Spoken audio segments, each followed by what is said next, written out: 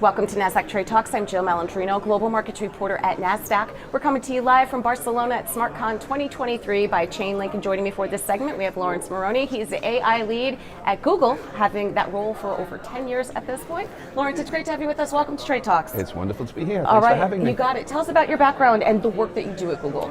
Oh my. So my background is primarily with software development, and I kind of transitioned that into what's called developer advocacy and AI advocacy. And that's what my primary role is at Google, is to really try to understand the opportunities of AI as well as the implications, but to be able to scale that out to the world through software developers, because I think the more people building this stuff, the more people will understand this stuff, and then all of these like anxieties and fears, like, you know, will I hope will evaporate.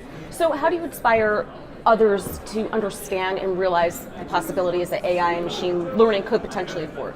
Sure, good question. So the primary way that I do that is really through education. So there's the Gartner hype cycle that we all know about, right? And the Gartner hype cycle begins with this peak of inflated expectations.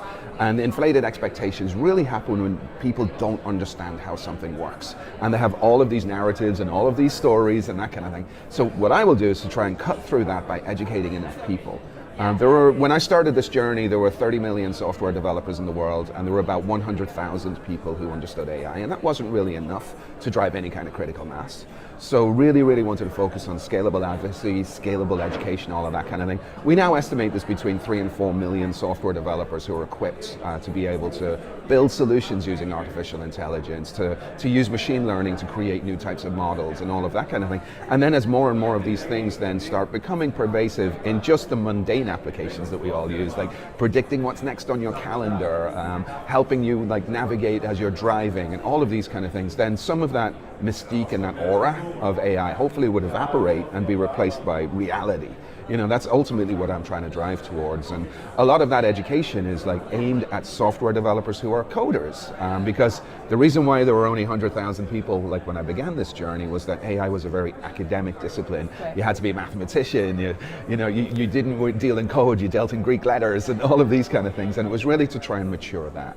So let's take a step back then. What is the difference between artificial intelligence and machine learning? Okay, great question. So I always like to kind of frame it this way.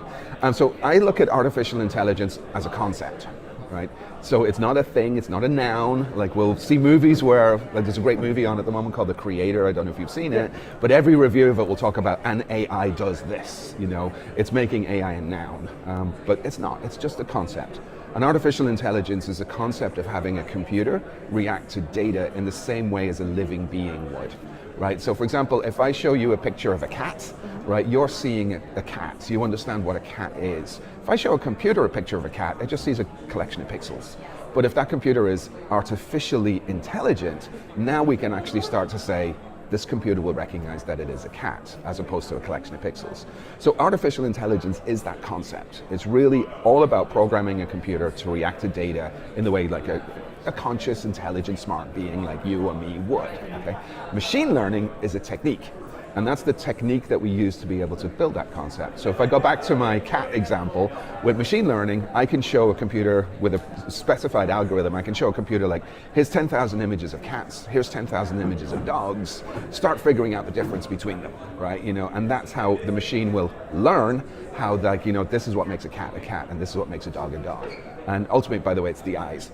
You know, so whenever I built a model like that, it always boils down to it's just the eyes is the difference between a cat and a dog, and those patterns in those images were learned that way. So I'll always bring it back to artificial intelligence is the concept, machine learning is the technique that you'll use to build that concept. You should add professor to your title as well. I feel like I just went to school.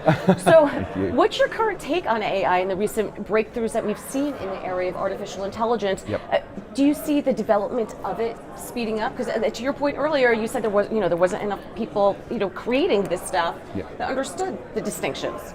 So I'll say yes and no.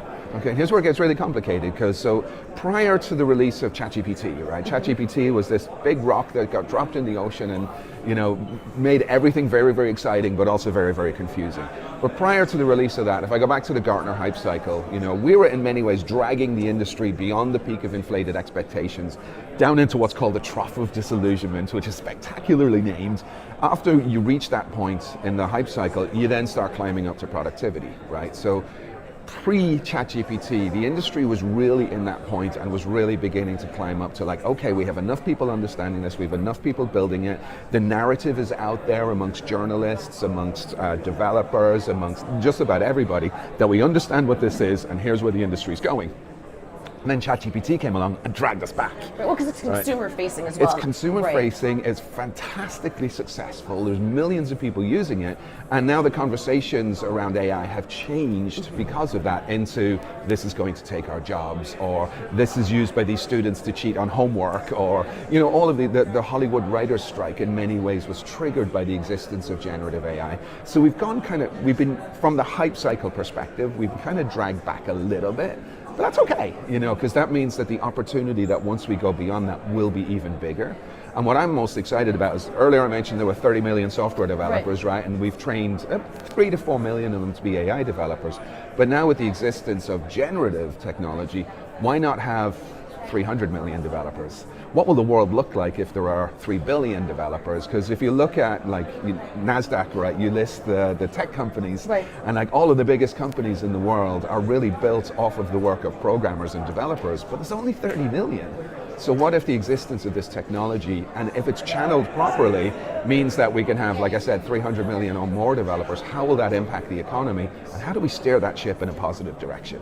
That's what I'm really excited about now, and that's what I'm really pivoting my career towards, and my passion towards is like, the opportunity there is stunning, and like how do we steer it in that direction, and how is consider the amount of wealth that's possible to generate with this kind of stuff. How do we make sure that that's distributed more evenly? And so I'm really excited for it. And I am excited about it as well. We appreciate the insight, Laurence. Thanks for joining us on Trade Talks, and thanks for joining me. I'm Jill Malandrino, Global Markets Reporter at Nasdaq.